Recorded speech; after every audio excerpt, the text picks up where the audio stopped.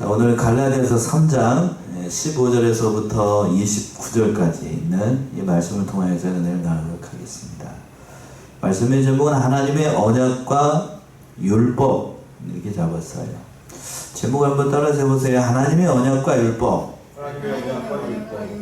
하나님께서 언약을 주시고 또 이어서 율법을 주셨는데, 언약과 율법에 어떤 차이가 있는지 사도 바울의 논지를 통하여서 결국 이 둘을 주신 이유가 무엇인지, 그리고 그것을 통하여서 예수 그리스도로 어떻게 이어지는지를 아주 논리정연하게 말씀한 아주 귀한 본문의 말씀이에요.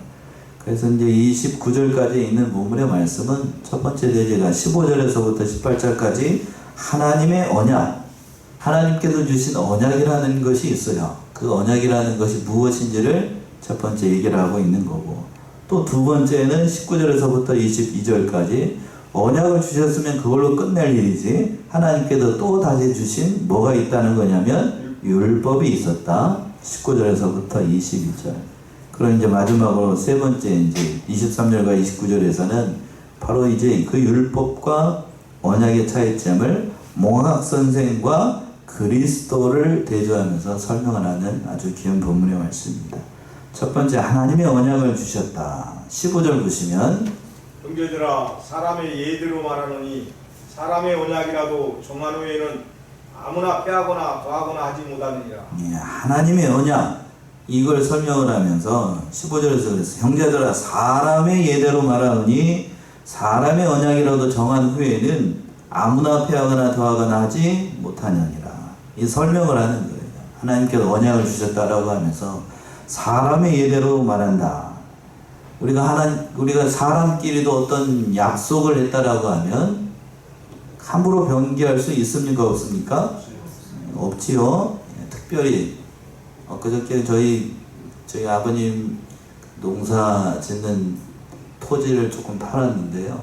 계약서를 쓰고 서로 상호간에 도장 찍고 중개사를 통해서 그런 일을 좀 했습니다. 그러면 그 일을 한번 했으니까 이걸 다시 파기하려고 그러면 어떻게 해야 되는 거예요? 돈을 다시 물어주든지 뭐를 하든지 해야 되는 거 아닙니까? 그러니까 그렇게 한다는 얘기는 다시 이걸 변기할 수 없다는 의미예요. 변기할 수 없다. 사람 사이에서도 계약서를 쓰고 이렇게 하는 걸 다 하는 건, 이거는 변기할 수 없다는 것을 법적으로 효력을 얻게 되는 것인데, 하물며 사람이 아니고 하나님께서 사람과 맺은 그 언약은 감히 폐할 수 있겠느냐는 뜻이에요. 사도 바울은 그 얘기를 하고 있는 거예요.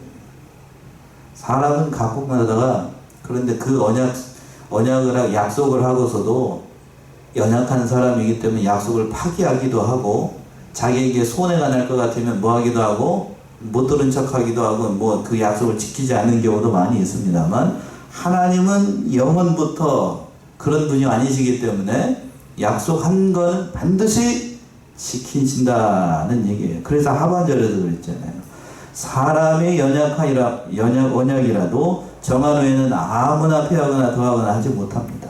사람의 약속도 함부로 하지 않는데, 하나님께서 세우신 언약은 하나님께서 얼마나 더 잘 지키겠다는 거예요. 그럼 이제 두 번째 이제 16절에서 얘기하고 있는 것처럼, 그럼 하나님의 약속이라는 게 뭐냐? 우리에게 주신 약속이라는 게 뭔가요? 16절 보시면, 이 약속들은 아브라함과 그 자손에게 말씀하신 것인데 여럿을 가리켜 그 자손들이라 하지 아니하시고 오직 하나를 가리켜 내 자손이라 하셨으니 곧 그리스도라. 이 약속들은 아브라함과 누구에게 주셨다고요? 그 자손에게 말씀하신 겁니다. 이 약속이라는 건 아브라함과 그 자손에게 약속하신, 그 한마디로 얘기한다라고 하면 바로 그리스도를 보내주실 것을 언약을 세우셨다는 거예요. 그런데 그 언약을 주실 때에, 그리스도를 주실 때에 여러 사람을 가르쳐가지고 그 자손이라고 얘기하지 않고 오직 하나를 가르쳐 내 자손이라고 가르쳤으니 그분이 누구라고요? 그리스도. 그리스도 그랬는데 뒤에 가서 한 자가 빠졌죠? 두 자가 빠졌죠? 누구죠? 그 그리스도가? 예수예요, 예수. 그 얘기를 하고 있는 겁니다. 사도 바울이 당대에 최고의 지식을 가진 헬라어에 정통했던 사람이에요. 이 헬라어로 보게 되면 수려한 사도 바울의 이 표현이 잘 등장하게 되는데, 여럿을 가르쳐 자손이라고 얘기하지 않고 오직 하나를 가르쳐 이 자손이라고 하셨으니, 그 하나의 자손이 누군가 바로 그리스도라는 얘기예요. 그리스도.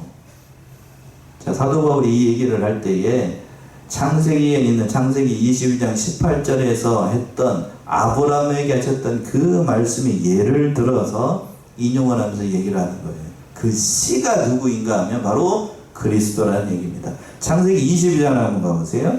22장 15절에서부터 18절. 창세기 22장 15절에서부터 18절. 여호와의 사자가 하늘에서부터 두 번째 아브라함을 불러 이르시되 여호와께서 이르시기를 내가 나를 가리키며 맹세하노니 내가 이같이 행하여 내 아들 내 독자를 아끼지 아니하였은즉 내가 내게 큰 복을 주고 내 씨가 크게 번성하여 하늘의 별과 같고 바닷가의 모래와 같게 하리니 내 씨가 그 대적의 성문을 차지하리라. 또 내 씨로 말미암아 천하 만민이 복을 받으리니 이는 내가 나의 말을 준행하였음이라 하셨다 하니라. 예, 이 말씀이 창세기 22장에 있는 말씀이 아브라함이 독자 이삭을 뭘로 바치라고 했어요? 번제로.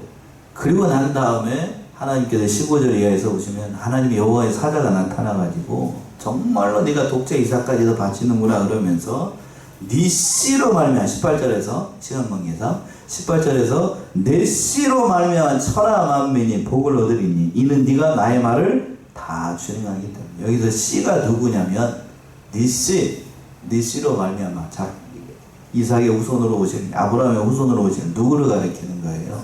그리스도를 얘기하는 거예요. 그 씨, 아브라함에게 약속했던 그 씨가 지금 누구냐면 예수라는 얘기예요. 예수. 다른 사람이 아니라. 그러니까 그 사도 바울의 논제는 아브라함에게 약속하셨던 그 모든 메시아를 주실 것이라고 하는 그 약속이 지금 누구를 통해서 바로 예수 그리스도를 통해서 확실하게 이루어졌다. 그 하나님의 약속이 그리스도를 통해서 성취되었다라고 이렇게 얘기를 하는 거예요. 17절 보시면 돌아가서 17절. 내가 이것을 말하노니 하나님의 미리 정하신 언약을 430년 후에 생긴 율법이 없이 하지 못하여 그 약속을 헛되게 하지 못하리라. 예, 하나님의 미리 정하신 언약을 430년 후에 생긴 율법이 없이 하지 못한다. 그러면 왜 이 율법에 대해서 얘기를 하냐면, 자 보세요. 이렇게 얘기를 해야 돼요. 하나님께서 아브라함에게 언약을 주셨어요. 왜 언약이라고 얘기를 하냐면, 우리처럼 땅을 팔 때에 저희 아버지가 땅을 팔 때 계약서를 써가지고 직접 문자로 기록을 한 게 아니고, 하나님께서 인간과 그 계약을 쓸 때에는 계약서를 쓰는 게 아니고 뭘로 얘기를 하신 거예요? 말씀으로. 계약서가 없어. 이게 없다고. 이게 없으니까 뭐라고 얘기를 한다? 그 약속을 언약, 말씀으로 얘기를 했다고요. 하나님의 말, 이름을 걸고. 하나님의 존귀하신 이름을 걸고 언약을 체결하셨어요. 누구랑? 아브라함이랑. 좁혀가지고 아브라함은 언약을 세우셨어요. 그런데 그 언약을 세웠는데, 그리고 난 다음에 몇 년 뒤에 430년 뒤에 모세에게 시내산에서 하나님께서 뭐를 주셨냐면, 뭘 주셨어요? 십계명의 돌판에 새겨진 율법을 주셨어요. 그럼 율법을 왜 줬냐고요? 그 얘기를 지금 여기서 이렇게 얘기를 하는 거예요. 그 율법을 주셨으니까 그러면은 전에 아브라함에게 세우셨던 언약하셨던 그 언약이 부족하니까 하나님께서 율법을 주신 게 아니라는 뜻으로 사도 바울은 이 얘기를 하고 있는 거라는 거예요. 그 하반절에서 그랬지요. 430년에 생긴 율법이 없이 하지 못하여 그 약속을 어떻게 하지 못하게 하기 위해서 헛되게 하지 못한다고요. 그러면 그 얘기를 할 수 있어요. 만약에 18절 봅시다. 18절. 만일 그 유업이 율법에서 난 것이면 약속에서 난 것이 아니리라. 그러나 하나님이 약속으로 말미암아 아브라함에게 은혜로 주신 것이라. 예. 만일 그 유업이 율법에서 난 것이면 약속에서 난 것이 아니라, 이렇게 얘기를 했어요. 자, 이 한마디 한마디를 좀 조심스럽게 봐야 되는데, 만일 그 유업이 율법에서 났다. 그래서 먼저 유업이라는 말은 유산이라는 말, 예, 유산. 그러니까 부모님들이 자식한테 뭐를 물려주려고 할 때에 유산을 상속한다라고 얘기하죠. 그걸 성경에서 뭐라고 번역을 했냐? 우리말로 유업.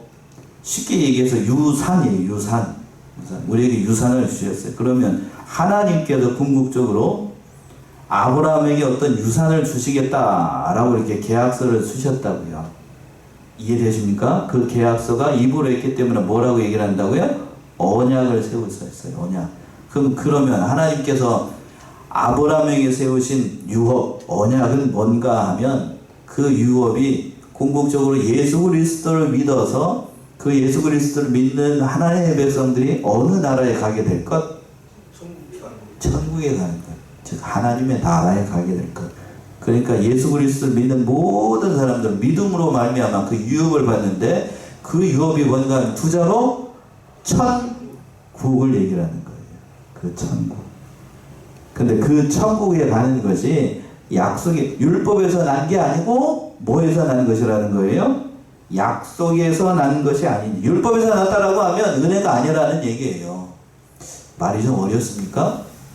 왜 율법에서 난 게 아니라고 얘기하냐면 율법을 주신 목적을 뒤에 가서도 더 잘 나오게 있습니다만 이 세상에 있는 모든 사람들은 하나님께서 주신 십계명의 말씀들과 모든 율법의 말씀들을 다 지켜서 행할 사람이 있다고요? 없다고요? 없어요. 없어. 그래서 그 하반절에서 얘기하잖아요. 18절 하반절에 그러나 하나님이 약속으로 말미암아 아브라함에게 어떻게 주신 것이라고요? 은혜로 주셨어요. 은혜로. 아브라함에게 은혜로 주셨어요. 그 하나님의 나라에 들어가려고 하면 이미 다 얘기했어요. 우리가 누구를 믿어서? 예수 그리스도를 믿음으로 말미암아 하나님의 나라를 유업으로 유산으로 받는 거. 유업이라고 그러니까 잘 못 알아듣더라고요. 하나님의 나라를 상속을 받아요. 상속을 받아. 법적으로 상속을 받아요. 법적으로. 누구를 믿어서? 예수를 믿어서. 유산을 받아요. 하나님 나라. 이게 법적인 용어라서 이게 조금 어렵게 들릴 수 있습니다만 절대로 어려운 게 아니에요. 취소가 이게 한번 하나님께서 예수 그리스도를 믿어서 믿음의 의로 말미암아 하나님의 백성이 되고 하나님의 아들이 되고 하나님의 아버지라 부르고 하나님의 나라에 가는 걸 이게 취소가 되거나 변경이 되거나 도중에 뭐 어떻게 되는 게 아니에요. 누구의 이름으로 작성을 했기 때문에 누구의 이름을 걸고 하나님의 이름을 걸고 쓴 언약이기 때문에 이게 취소가 되지 않아요. 그걸 이렇게 얘기를 하고 있는 거예요. 자, 갈라디아서 5장을 한번 가봅시다. 갈라디아서 5장 16절에서부터 21절 보시면 지금 갈라디아서 5장 뒤로 조금만 넘겨 5장 내가 이르노니 너희는 성령을 쫓아 행하라. 그리하면 육체의 욕심을 이루지 아니하리라. 육체의 소욕은 성령을 거스리고 성령의 소욕은 육체를 거스리나니 이 둘이 서로 대적함으로 너희의 원하는 것을 하지 못하게 하려 함이니라. 너희가 만일 성령의 인도하시는 바가 되면 율법 아래 있지 아니하리라. 육체의 일은 현저하니 곧 음행과 더러운 것과 호색과 우상숭배와 술수와 원수를 맺는 것과 분쟁과 시기와 분냄과 당짓는 것과 불리함과 이단과 투기와 술취함과 방탕함과 또 그와 같은 것들이라. 전에 너희에게 경계한 것 같이 경계하느니 이런 일을 하는 자들은 하나님의 나라를 유업으로 받지 못할 것이요. 예, 거기까지. 왜 이 얘기를 쭉 읽으라고 그랬냐면 앞에서 부정적인 것들이 쫙 얘기를 했어요. 성령을 쫓아서 행해야 되는데 성령을 쫓아서 행하지 않는 사람들, 즉 쉽게 얘기해서 아주 쉽게 표현하면 1차적으로 얘기한다라고 하면 예수를 믿는 믿음의 의를 가지지 않는 자들은 뭘 받을 수 없다고요? 맨 21절 하반절에서 그랬어요. 하나님의 나라를 뭘로 받을 수 없다? 유업으로 받을 수 없다. 아무리 열심히 되고 아무리 열심을 다해도 예수 그리스도께 이루신 하나님의 의를 믿지 않으면 하나님의 나라를 갈 수가 없어요. 구원의 길은 오직 누구를 통해서만 가는 길이니까 예수 그리스도만. 그 얘기예요. 구원의 길이 예수 외에 다른 길이 있다.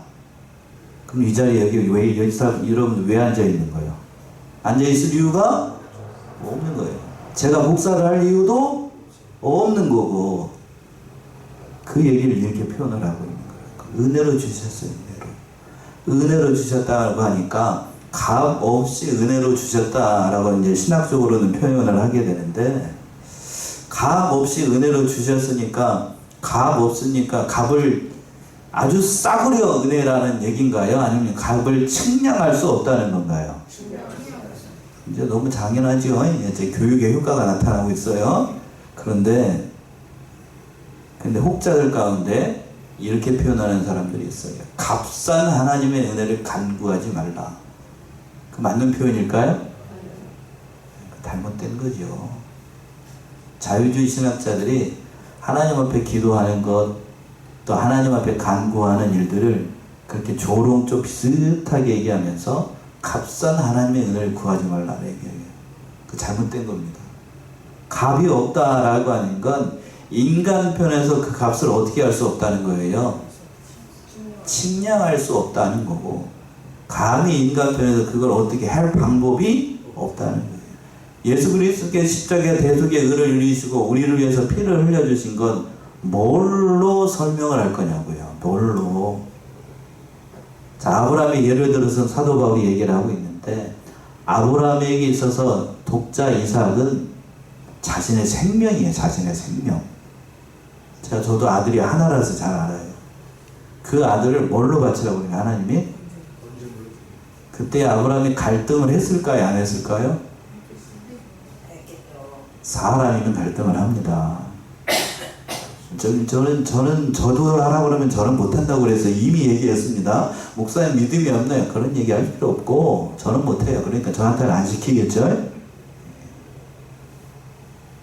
왜 이 얘기를 하냐면, 그만큼 독생자 예수 그리스도가 이 땅에 오셔서 십자가의 보배의 피를 흘려주신 건 사람이 측량할 수가 없어요. 그건 감히 상상을 할 수가 없는 일이니까. 아브라함에게서도 독자 이삭은 자신의 생명이라고 했잖아요. 근데 그 독자 이삭을 창세기 22장에서 보시게 되면 번제로 하나님 앞에 어떻게 하려고 그래요? 바치려고 해요. 독자 이삭보다 하나님께서 자기에게 주신 하나님의 은혜, 오늘 표현대로 한다라고 하면 그 유업으로 주신 하나님의 나라가 더 크고 귀하기 때문이에요. 그걸 아브라함이 어떻게 했다고요? 깨닫고 믿었어요. 믿었어요. 얼마나 귀한 믿음이에요. 그러니까 아브라함을 무슨 조상이라고 얘기를 하냐면 믿음의 조상이라고 얘기해요. 처음부터 그렇다라고 해서 처음부터 아브라함이 믿음의 조상이 될 만한 믿음을 가지고 있었던 건 절대로 아닙니다. 다 그렇게 만들어 나가시고 모든 면에서 협력해서 선을 이루도록 하나님께서 아브라함의 믿음을 그런 믿음으로 만들어 나가셨던 거예요. 은혜로 주신 겁니다. 그 은혜로. 자, 여기까지가 이제 첫 번째 얘기고, 그러면 율법을 얘기를 하면서 사도 바울이 하나님께서 주신 율법을 주신 목적이 뭐냐는 거예요. 왜 율법을 줬느냐. 19절의 말씀부터 그 얘기를 하고 있는데, 19절 보시면, 그런즉 율법은 무엇이냐? 공법함을 인하여 더한 것이라. 천사들로 말미암아 중보의 손을 빌어 베푸신 것인데 약속하신 자손이 오시기까지 있을 것이라. 예, 그런즉 율법은 무엇이냐? 이걸 원어로 보게 되면, 그런즉 율법이 무엇이냐? 약속으로 유업을 받고, 즉 언약을 통하여서 하나님의 나라를 유업으로 받고 그리스도를 믿음으로 말미암아 하나님의 나라를 받는다라고 하면, 하나님께서 그러면 시내산에서 모세를 통해서 주신 그 율법은 뭐냐는 거예요. 물어보겠죠. 당연히. 왜 이런 얘기를 하냐면, 이스라엘 백성들에게서도 유대인들에게서 율법은 생명이에요. 뭔 얘기인지 아십니까? 그 율법이 있어야 다른 세상 사람들하고는 구별이 됩니다. 그게 선민이라는 의식이 있었어요. 그 선민. 그러면 하나님께서 토라, 십계명의 돌판을 통하여서 율법을 주신 그 율법이 있는 이유가 뭐냐는 거예요. 그 율법 때문에 우리가 존재하고 있고, 그 율법을 통해서 우리 하나님 백성이라는 사실을 깨닫고 있는데, 그럼 율법을 주신 목적이 뭐냐는 거예요. 당연한 질문이겠죠? 율법을 주신 목적이 뭔가? 그 하반절에서 얘기하고 있어, 사도 바울은. 범법함을 인하여 어떻게 한 것이라? 더하여 준 것이다. 누가 범법하다는 거예요? 인간이 하나님 앞에서 다 뭐라는 사실, 죄인이라는 사실을 깨닫도록 하기 위해서 하나님께서 그 십계명의 돌판과 그 모든 율법의 말씀들을 더하여 주신 거예요. 더하여 주셨어요. 그 여기서 분명히 깨닫게 되는 거죠. 율법을 통해서 내가 누구라는 사실을 깨닫게 되는 거예요. 죄인이라는 거. 그리고 또 인간의 연약함과 무능함을 깨닫게 돼요. 왜 그런가? 율법의 모든 말씀들을 다 지킬 만한 사람이 한 사람도 있다고요? 없어요. 인간 편에는 없어요. 인간 편에서 없으니까 하나님께서 그 율법의 모든 의를 이루실 분은 딱 한 분을 이 땅에 오시게 하신 거예요. 그게 누구요? 예수님이 있어요. 그리고 그 율법이 자기가 죄인이라는 사람이 깨닫고 뒤에가 더 잘 나옵니다만 누구에게로 인도하는 거냐면 바로 예수 그리스도에게 인도하는 무슨 선생이라고 얘기했어요? 몽환 선생. 개역 성경은 몽환 선생이라고 그랬고 개정판은 뭐라고 그랬어요? 초등교사. 옛날 우리 저기 바른 성경, 우리가 번역했던 바른 성경에는 뭐라고 하면 가정교사라고 되어 있어요. 그러니까 그렇게 되어 있는 거예요. 그걸 통해서 율법을 주신 목적이 그러니까 결국 다 빼고 율법을 통해서 내가 누구라는 사실을 깨닫는 거라고요? 죄인이라는 사실. 그래서 두 하반절에서 중보의 손을 빌어가지고 베푸신 것인데 약속하신 자손이 올 때까지, 즉 예수 그리스도께서 오실 때까지 율법은 효력이 있어요. 그러니까 예수님께서 지금 오셨습니까? 안 오셨습니까? 오셨지요? 오셔가지고 율법의 모든 요구를 이루셨기 때문에 형식상 그 제사에 관련된 율법과 예수 그리스도께서 예표한 그 모든 율법은 이제 있을 필요가 있는 거예요? 없는 거예요? 없어요. 지킬 필요가 없다. 누구를 믿는 것으로 대체가 됐으니까요. 예수를 믿는 것으로.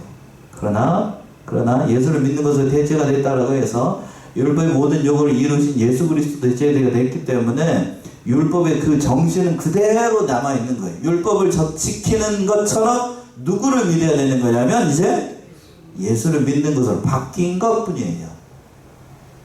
자, 한 가지만 더 말씀을 드리면 유대인들에게서 율법은 뭐라고 그랬습니까? 제가 생명이라고 그랬죠? 생명? 정체성이에요. 정체성. 내가 왜 사는지, 내가 왜 하나님의 사람인지 율법을 지킬 때 그들은 목숨 걸고 지킵니다. 그런데 여러분들 그 바뀌었다고 그랬잖아요. 율법이 뭘로 바뀌었다고요? 예수 그리스도로 바뀌었어. 그렇다면 우리가 예수를 믿을 때 유대인들이 목숨을 걸고 율법을 지키는 것처럼 우리가 목숨을 걸고 뭐 누구를 믿어야 돼? 여러분 목숨 걸고 믿습니까? 뭐예요 이게? 뭐 잘못된 거 아니야 그러면? 그쵸? 잘못됐다고. 잘못됐어. 잘못돼도 한참 잘못돼. 한참 잘못돼. 그걸 깨닫게 하는 게 율법이랍니다. 그래서 율법이 있어야 되겠어요? 없어야 되겠어요? 있어야 돼요. 그래서 성경을 볼 때마다 율법 얘기하니까 자꾸 그러는데 다른 거 얘기하지 말고 율법을 성경 말씀이라고 보면 성경을 볼 때마다 그러니까 열 때마다 저도 마찬가지 오늘 말씀 준비하면서 찔립니다. 목사인데 뭐하고 목사인데 뭐하고 그 말씀 보게 되면 찔리는데 그래도 그걸 통해서 하나님의 사람을 점점 만들어 나가는 거니까 마귀가 옆에서 속닥거린다고 해도 저는 그렇습니다. 뭐라고 이제는 담담해져가지고 담대해져가지고 담담한 게 아니라 담대해져가지고 말하고 마귀가 뭐라고 얘기를 하면 나는 원래 그런 사람이야 이제 이렇게 됐어요. 그럼에도 불구하고 하나님은 나를 통해서 뭘 이루신다고요? 목사의 일을 하시는 거예요. 나의 연약함에도 불구하고. 근데 여러분들이 연약하다라고 해서 하나님께서 그걸 버리시는 거예요. 여러분은 버리실까요? 아니. 자식이 못났다라고 해서 버리는 부모가 어디 있어요? 요즘은 이상한 세상이 돼가지고 아이들도 가끔 버리기도 합니다만 그러나 하나님은 하나님의 이름을 걸고 언약을 체결하셨기 때문에 하나님의 이름이 없어지지 않는 한 그 언약이 폐기가 되지 않아요. 그런즉 우리는 하나님의 백성이라는 사실이 취소가 되거나 변경이 되지 않는다는 얘기예요. 또 너무 말이 많은데 20절 보시면 또 20절 중부는 한편만 위한 자가 아니니 오직 하나님은 하나이시니라. 예, 중보. 자, 중보 이제 율법을 주실 때에 중보에 대해서 얘기를 하면서 시내산에서 모세의 율법을 줄 때에 모세가 하나님과 이스라엘 백성 사이에 중보의 역할을 했잖아요. 그걸 염두에 둔 표현을 이렇게 얘기를 하는 거예요. 그런데 오직 하나님은 몇 분이시라? 하나이시라. 이렇게 얘기를 하는 건 그 율법의 한계를 분명히 얘기를 하고 복음은 그보다 더 뛰어나신 분이 주신 하나님의 말씀이라는 사실을 바로 예수 그리스도께서 다 이루셨기 때문에 이렇게 얘기를 하고 있는 겁니다. 또 21절 보시면 그러면 율법이 하나님의 약속들을 거스리느냐?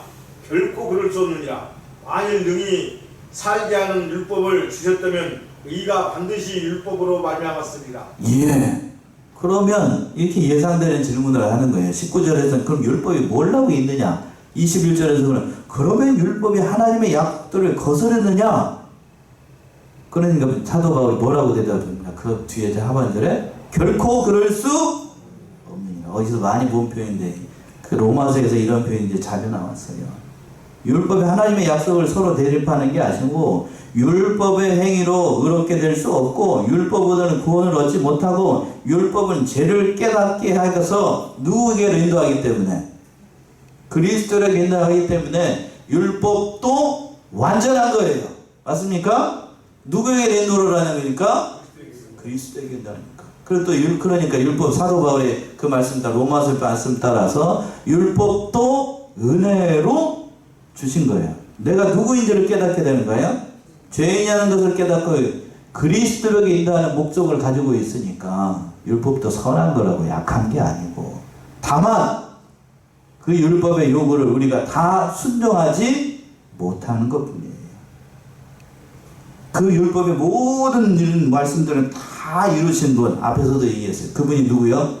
예수님. 그래서 우리는 그 예수님이 하신 그 공로를 믿는 거예요. 믿는 거. 그래서 믿음을 요구하는 겁니다.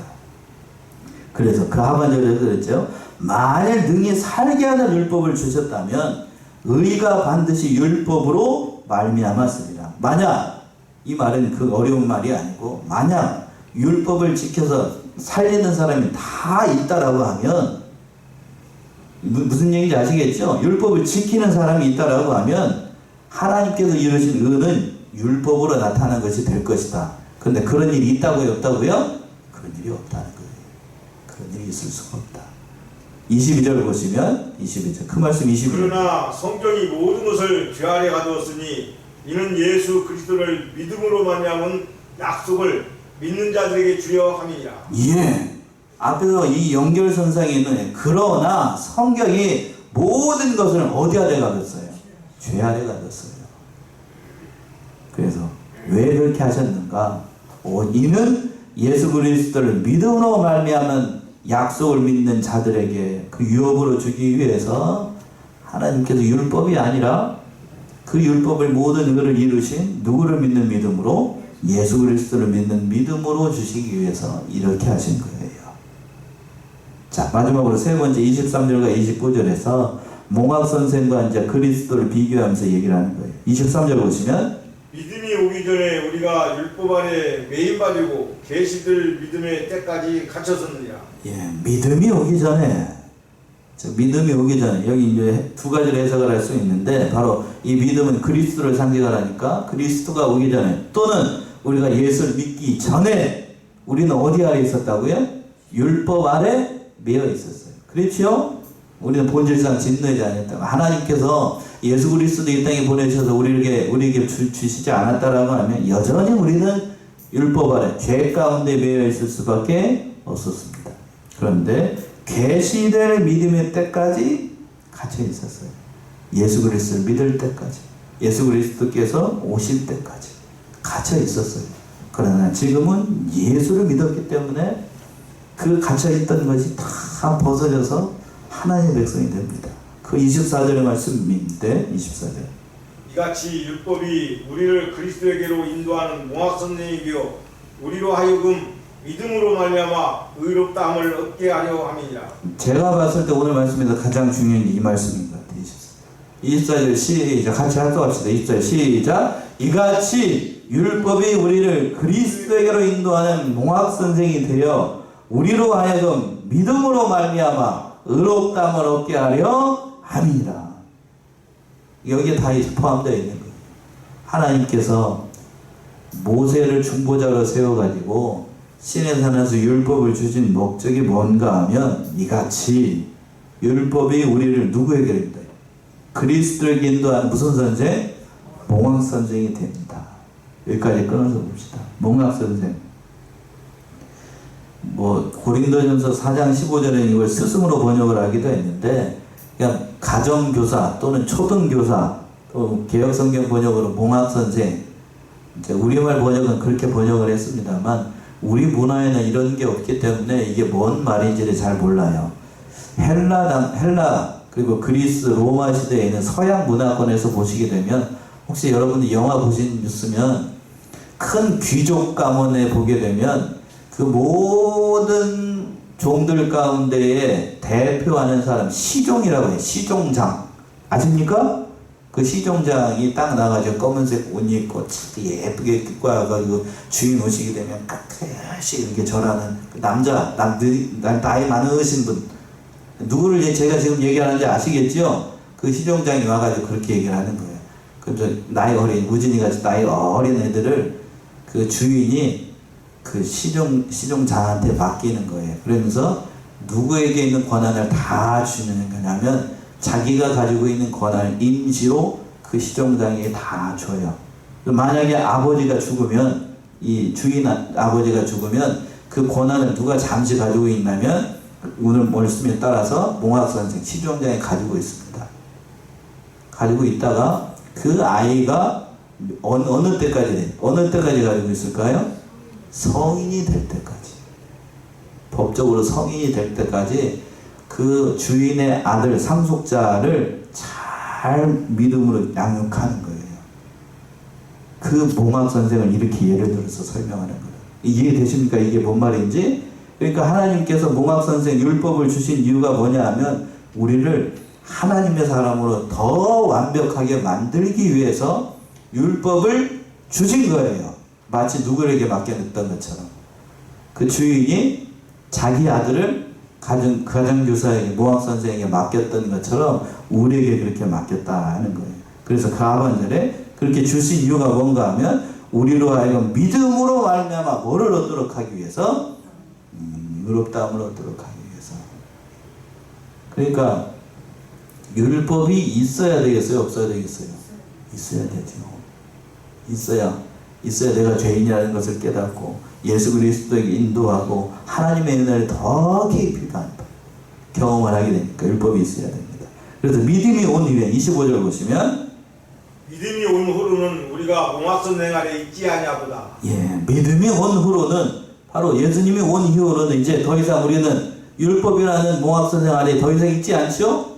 예를 들어서 설명한 것처럼 이제는 성인이 돼가지고 더 이상 시종장 아래 있지 않다고요. 이제 다 성인이 됐으니까 이렇게 깜빡 일했던 인사했던 그 사람은 이제 다시 이제 종의 위치에 서가지고 그 모든 일들을 다 감당할 수 있게끔 하시는 거라고요. 26절 보시면 너희가 다 믿음으로 말미암아 그리스도 예수 안에서 하나님의 아들이 되었으니. 예, 이게 참 귀한 은혜예요. 너희가 다 믿음으로 말미암아 그리스도 예수 안에서 뭐가 됐다고 그랬어요? 하나님의 아들. 여러분 옆에 보세요. 옆에 있는 모든 분들은 다 누구의 아들이 된 거예요? 이제? 딸인데 아들인가요? 딸인데 아들이에요. 하나님의 모든 권한을 상속받는 자의 의미에서 하나님의 아들이라고 이렇게 부른 거예요. 뭐 요즘 하도 이상한 얘기를 많이 해가지고 성차별하는 건가요? 하나님이 그런 게 아니고 하나님의 아들이는 법적인 모든 하나님의 권한을 그 아들에게 다 내려주신다고요. 자, 그래서 그 하나님을 믿는 믿음으로 말미암아 로마서 8장에서는 아바 아버지라고 부를 수 있게 됐다고 그랬어요. 한 군데만 찾아봅시다. 로마서 8장 13절 15절. 로마서 8장 13절 15절.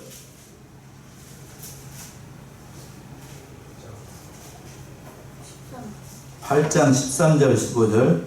너희가 육신대로서는 반드시 죽을 것이요 영으로서 몸의 행실을 죽이면 살리니 곧 하나님의 영으로 인도함을 받는 사람은 곧 하나님의 아들이다.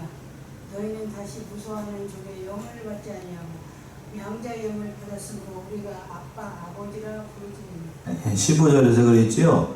너희는 다시 무서워하는 종의 영을 받지 아니하였고 양자의 영을 받았으므로 뭐라고 부른다고요? 아바 아버지. 복음성가 중에서 아바 아버지라는 찬양도 있어요.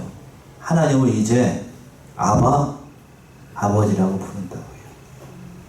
그래서 어느 목사님이 저도 그런 경우 그렇게 기도하는 경우들이 많은데 하나님 아버지라고 부르시는 목사님도 있고 아버지 하나님이라고 부르시는 분들도 있습니다.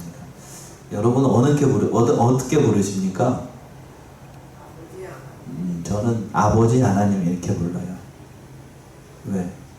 본래 우리는 하나님을 뭐라고 부를 수가 없어요? 아버지라고 부를 수가 없어요. 그러니까 아바 아버지라고 부른다라고 하는 건 얼마나 귀한 거예요. 하나님을.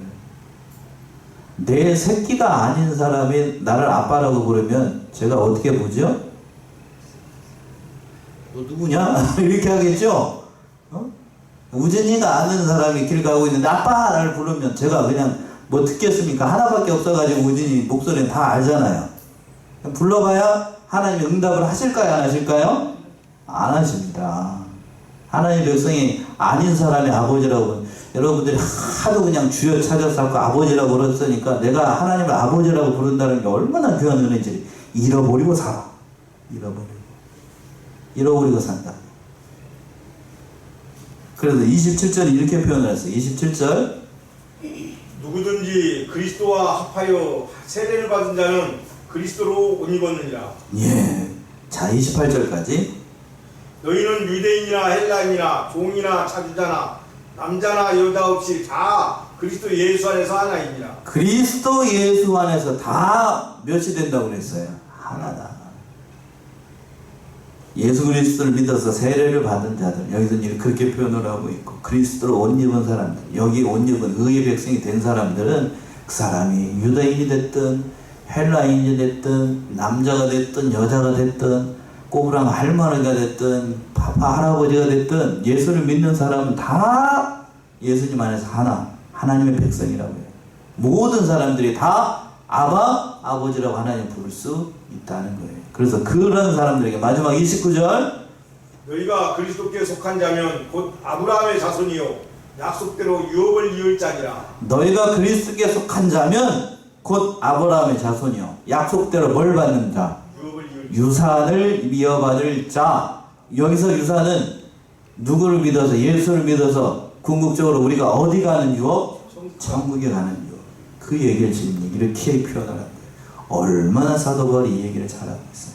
우리 사랑하는 성도는 이 사실을 깨달아서 참 우리가 하나님을 아바 아버지라고 부른다는 것이 얼마나 큰 은혜인지를, 하나님의 나라에 간다는 것이 얼마나 큰 은혜인지를 다시 한번 깨닫고 예수 그리스도를 굳건히 붙잡고 믿음의 일을 잘 행하는 저와 사랑하시는 성도의 성도들 모두가 되시기 바랍니다. 기도하겠습니다.